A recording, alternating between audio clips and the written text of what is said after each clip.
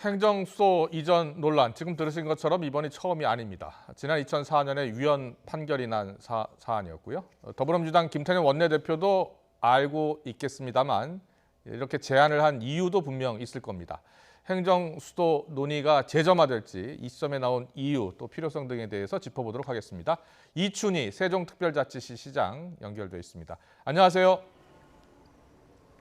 예, 안녕하세요. 반갑습니다. 네, 반갑습니다.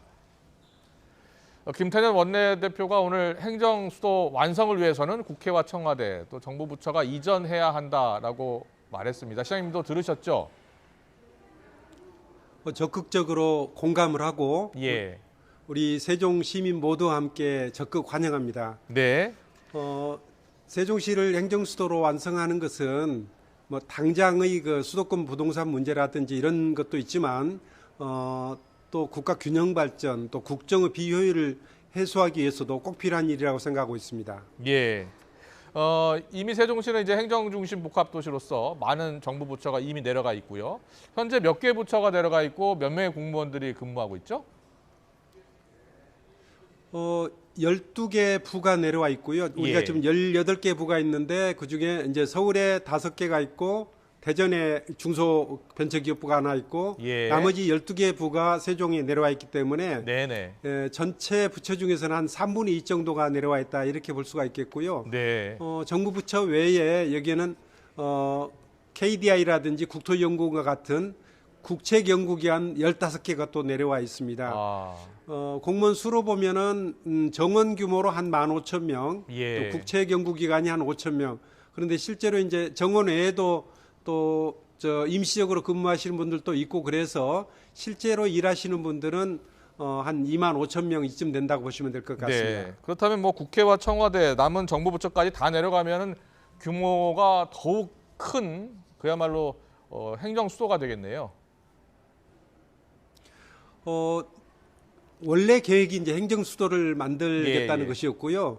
국회, 청와대, 대법원 등 이제 국가 중요 행정기관들이 모두 다 이전하는 것을 전제로 해서 터도 잡았고 계획도 수립했었는데 저희로서는 아주 불행하게도 유엔 결정이 나는 바람에 그대로 추진할 수가 없었던 그런 상황입니다. 네. 그런데 사실 김태년 원내대표가 이 문제를 제안한 것은 국회와 청와대가 이전하면 이제 부동산 문제, 또 수도권 과밀 문제 상당 부분 예. 해소될 것이다라고 이렇게 제안을 한 거거든요. 실제로 도움이 될 것으로 보십니까?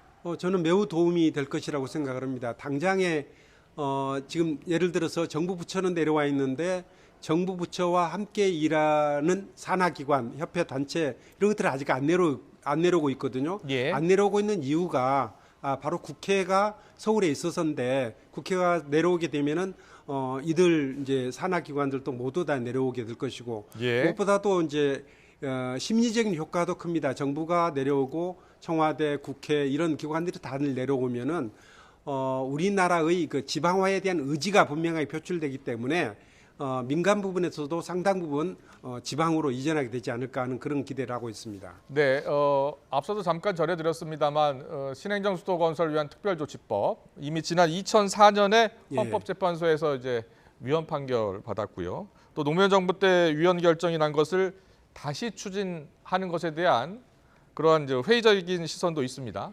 여기에 대해서는 어떻게 생각하십니까? 그때 위헌 결정의 취지를 정확히 좀 이해를 하셔야 되는데 위헌 결정은 행정수도 이전 자체를 반대하는 것이 아니라 예. 이전을 하려면은 헌법 개정을 통해서 추진하는 것이 옳다 하는 그런 얘기고요. 그동안에 이제 헌법 개정할 기회가 없었기 때문에 이 문제가 정리가 되지 않았는데 네.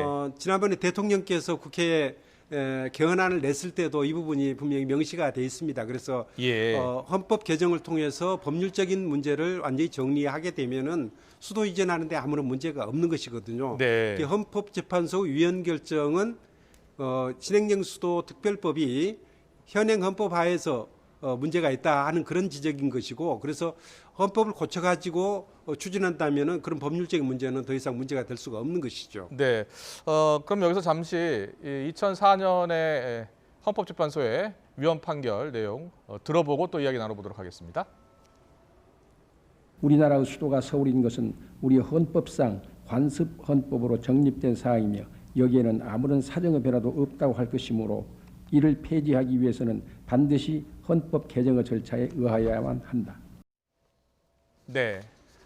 이제 헌법을 개정하면 가능하다라는 이제 말씀을 해주셨는데요. 혹시 최근에 청와대와 그리고 당과 논의를 한 적이 있습니까? 저는 뭐 이 부분에 대해서는 늘 주장하는 바이고요. 예. 청와대에서도 이제 대통령께서 지난번에 공약을 하셨거든요. 예. 국회 세종의사당 문제 또 대통령 제1집무실 문제에 대해서는 적극적으로 검토하고 궁극적으로는 헌법을 고쳐서 세종시를 진정한 행정수도로 만들겠다 하는 뭐 그런 대통령님 말씀도 계시고 그랬기 때문에 이 부분에 네네. 대해서는 우선은 현행 헌법 체제 안에서 가능한 부분을 우선 추진하고 네. 나중에 이제 헌법을 개정을 하게 되면은 수도를 전체 이전하는 것을 추진하는 것이 옳다 이렇게 생각하고 이 부분에 대해서는 최근에 뭐 어쨌든 21대 국회가 새로 구성됐기 때문에 특히 국회 지도자분들께는 저희 시의 그 입장 또 우리 시민들의 바람을 전하기 위해서 많은 노력을 했었습니다. 네, 일단 세종시 이전 문제에 대해서는 이제 당장 야당이 반대를 하고 있고요. 또 수도권에 있는 지역구 여당 의원들의 동의도 받아야 됩니다.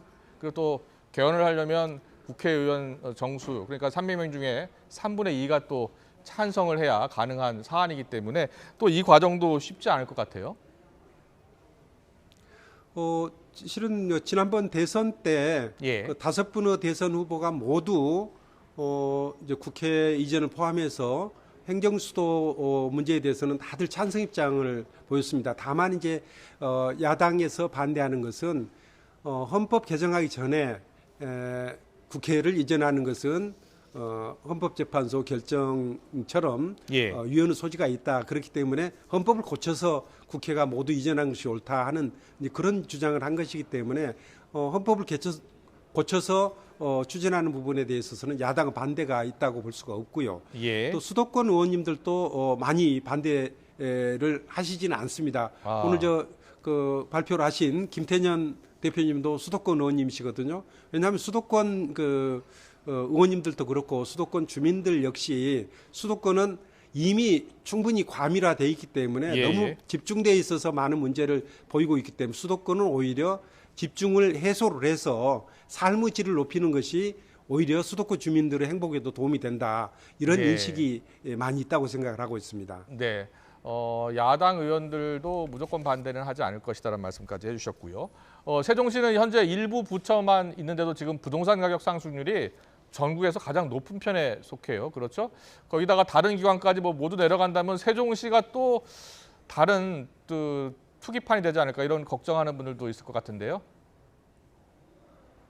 그런 걱정 안 하셔도 됩니다. 예. 수도권의 주택 문제하고 지방의 주택 문제는 완전히 다릅니다. 예. 수도권의 주택 문제는 해소하고자 하더라도 집을 지을 땅이 부족하기 때문에 당장 해소하기가 어려운 아주 어려운 국면에 처해 있는데 예. 지방의 주택 문제는 일시적으로 집값이 오른다 하더라도 땅이 많이 있기 때문에 얼마든지 주택을 공급하면은 주택 가격을 잡을 수가 있습니다. 수도권은 집값이 오른다 하더라도 당장 주택 공급이 불가능하기 때문에 쉽게 해소가 안 되는데 지방의 주택 문제는 땅이 얼마든지 있기 때문에 수요가 있으면은 집을 지어서 공급하면은 일시적으로는 집값이 오르는 부분이 있다 하더라도 그 문제는 얼마든지 해소가 가능하고요.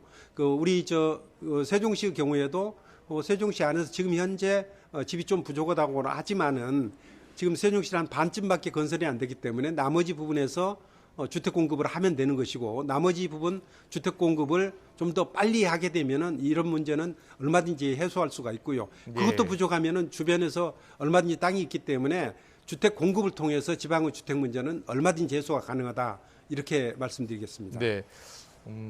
이 수도권 과밀 해소와 관련해서 반론도 있습니다. 사실 일부 세종시 공무원의 경우에는 가족들은 계속 서울에 살고 세종시까지 출퇴근하는 경우도 꽤 많다고 들었거든요.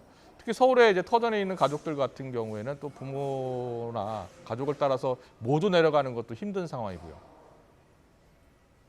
그래서 이제 바로 비효율적이다라는 그렇기 때문에 얘기가 나오는 거 아니겠습니까?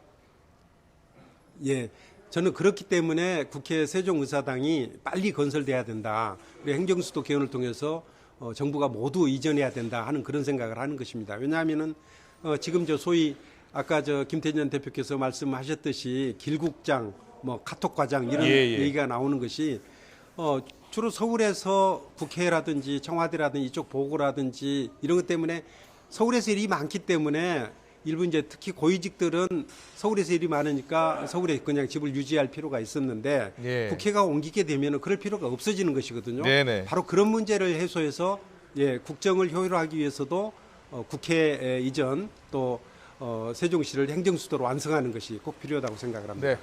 마지막으로요. 세종시가 이 행정중심 복합도시가 되면서 겪었던 이제 시행착오가 그동안 많았던 것으로 알고 있고요. 또 청와대, 국회 실제로 이전하기까지 아직 논의가 있어야 되겠습니다만 제한 단계고요. 자, 어떤 논의와 절차가 필요하다고 보십니까?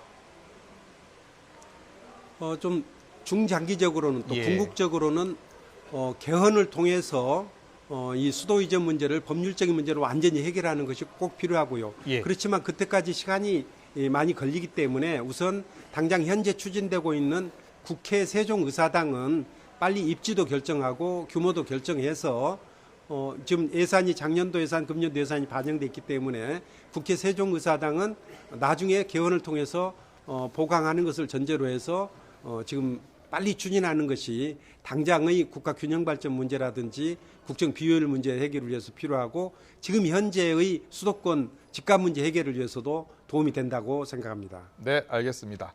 지금까지 이춘희 세종특별자치 실시장이었습니다. 오늘 말씀 잘 들었습니다. 고맙습니다. 예, 감사합니다.